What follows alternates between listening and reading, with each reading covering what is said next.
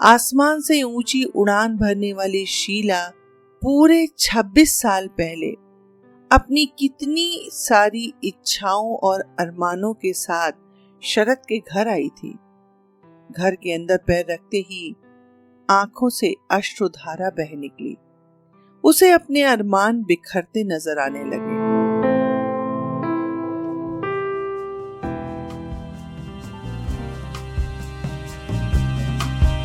नमस्कार, सत श्री अकाल, आदाब, गुड मॉर्निंग। यह है स्टोरीज फ्रॉम द हार्ट, कहानियां जो दिल से निकले, सीधे दिल पर दस्तक दें। चलिए मेरे साथ कहानी के उस सफर में जो सच्चाई से रूबरू कराती हैं, छुप छुप कर आंखों से आंसू बहाती हैं, जो कभी इश्क में चुन्नी का छोर मुंह में दबा लेती हैं, जो कहती कुछ और पर हर किसी की जिंदगी से जुड़ जाती हैं। एक पल में हंसाती तो दूसरे पल में रुला देती हैं। एक साथ कई जिंदगी जीने का मजा देती हैं।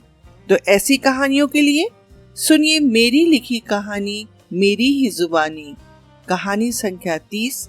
और आज की कहानी का नाम है शायद यही जीवन है।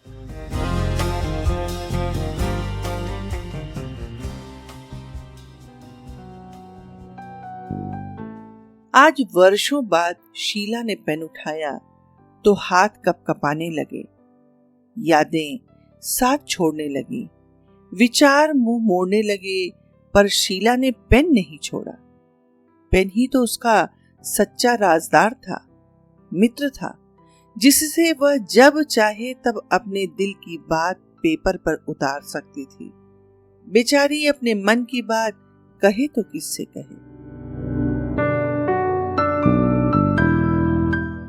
बेचारी क्यों, उसके पास पति है, फूल जैसे प्यारे प्यारे बच्चे हैं, पर यही तो भ्रम था, छलावा था जिसे वह सहती और अपने आप में टूटती जा रही थी। आसमान से ऊंची उड़ान भरने वाली शीला पूरे 26 साल पहले अपनी कितनी सारी इच्छाओं और अरमानों के साथ शरद के घर आई थी।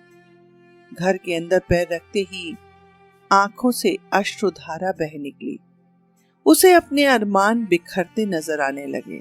उसने कभी सपने में भी नहीं सोचा था कि गांव में विवाह होगा। गांव में विवाह होना कोई बुरी बात नहीं, पर यह जानकर उसे बहुत ही बुरा लगा कि ससुराल के लोगों के विचार भी वैसे ही पुराने हैं। जैसे तैसे उसने अपने आप को संभाला।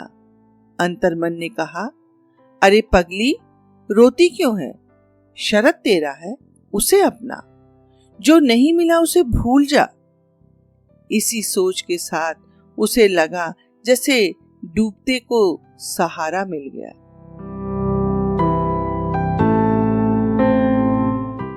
पूरे 6 महीने घर में घूंघट काढ़ कर, बंधकों सा जीवन बिताकर आखिरकार उसे खुली हवा में सांस लेने का अवसर तब मिला जब वह अपने पति के साथ अहमदाबाद चली गई।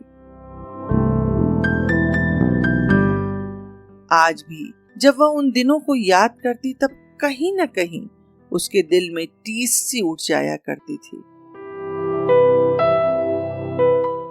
विवाह से पहले वह बैंक में काम करती थी, पर ससुराल में सास ससुर को लड़की या बहू का नौकरी करना पसंद नहीं था, अतः चाह कर भी नौकरी नहीं कर पाई।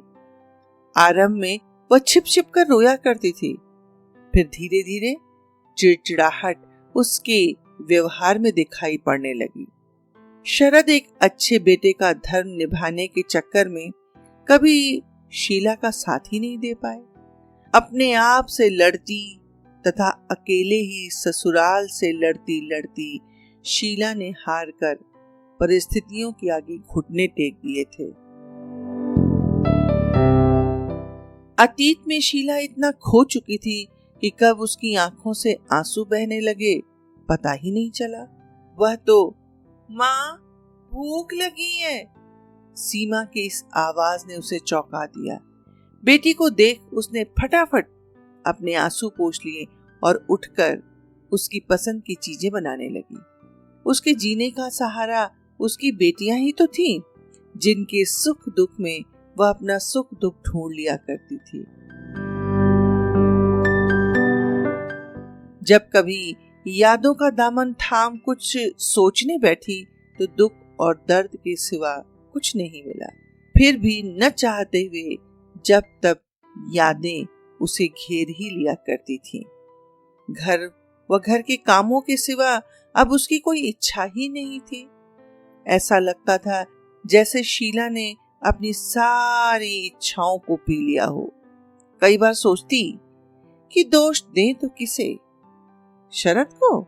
दिल ने कहा नहीं, शरद तो बड़े अच्छे व्यक्ति हैं, उन्हें वह क्या, कोई भी बुरा नहीं कह सकता। दुनिया की कोई बुराई उन्हें छू तक नहीं गई थी। पर कहते हैं ना, चिराग तले अंधेरा होता है।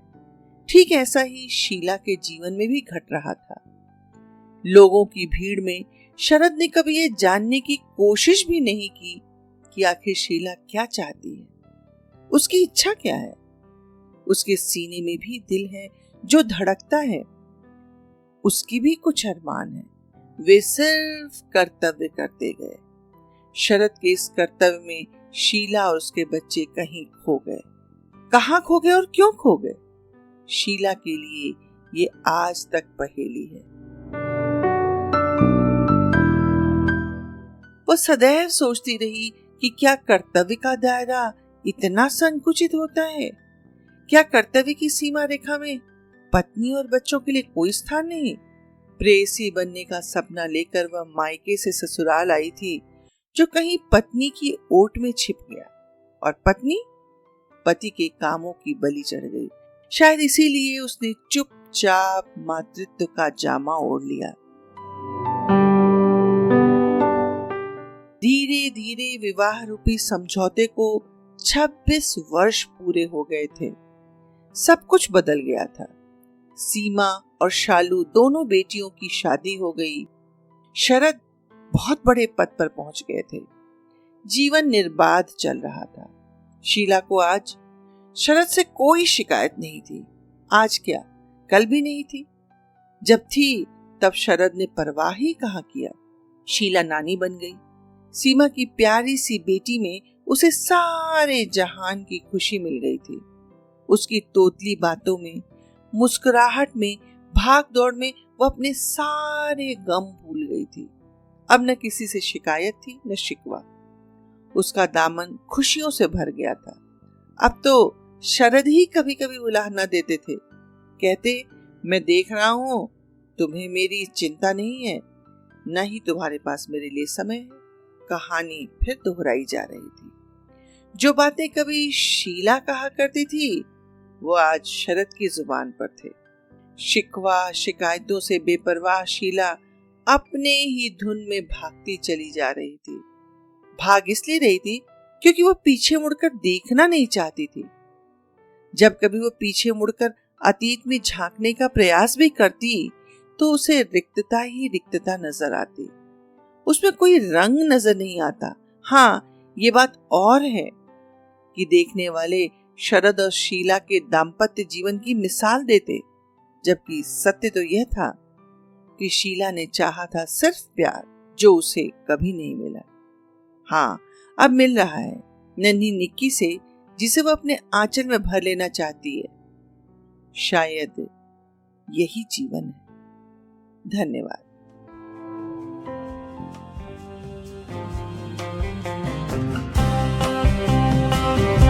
जी हाँ, चिराग तले अंधेरा ही होता है। शीला तो एक किरदार मात्र है। ऐसी अनेकों शीला हमारे आसपास मिल जाएंगी। इस कहानी के द्वारा मैंने ये बताने का प्रयास किया है कि जीने का सहारा, खुशियों की वजह खुद ही ढूंढनी पड़ेंगी। खुशियां और कहीं नहीं, बल्कि यही है, यही है, यही है। मेरी कहानी ने यदि आपके दिल को छू लिया हो तो कृपया अपने मित्रों के साथ साझा कीजिए और अपने विचार shraddha.pdy@gmail.com पर भेजने की कृपा कीजिए। एक पक्ष के पश्चात फिर मिलेंगे एक नई कहानी के साथ। तब तक आपकी प्रतिक्रिया की प्रतीक्षा में।